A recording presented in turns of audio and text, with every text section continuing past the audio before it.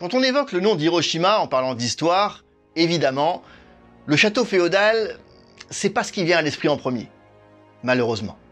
Mais ce château est justement là, aujourd'hui, pour nous rappeler que la ville a eu une histoire avant le 6 août 45. Par sa seule présence, déjà, bien sûr, mais aussi parce qu'on y trouve un musée consacré à cette histoire d'avant la Seconde Guerre mondiale. Tu veux dire que le château n'a pas été détruit lors du bombardement? Oh mais si, bien sûr, il était construit en bois, alors tu penses bien. Ce qui est d'autant plus dommage que c'était l'un des rares à avoir échappé au démantèlement de Meiji.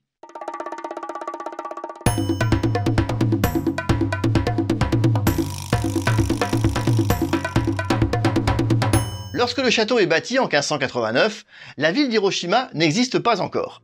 Cette zone portait alors le nom de Gokamura, autrement dit les 5 villages. C'est au moment où commence la construction du château que l'endroit est renommé Hiroshima, c'est-à-dire la grande île. En effet, le château est bâti sur une île dans le delta du fleuve Ota. Son propriétaire n'est autre que Mori Terumoto, l'un des personnages les plus importants de la fin de l'époque Sengoku, maître du Chugoku, la région située tout à l'ouest de Honshu. C'est d'ailleurs depuis le château d'Hiroshima qu'il dirigera les 9 provinces alors sous sa coupe.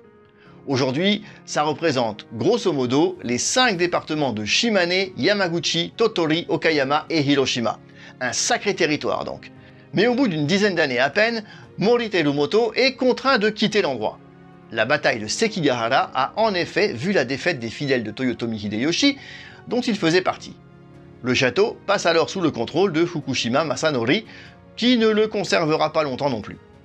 Après la victoire finale de Tokugawa Ieyasu en 1615, les provinces d'Aki et de Bingo reviennent au clan Asano. Ce sont eux qui prennent possession du château d'Hiroshima et qui le conserveront jusqu'à la restauration Meiji. Contrairement à un grand nombre de châteaux dans le pays, celui-ci n'est pas détruit à cette occasion, mais récupéré par l'armée impériale qui en fait l'un de ses quartiers généraux. La reconstruction en béton du château date de 1958.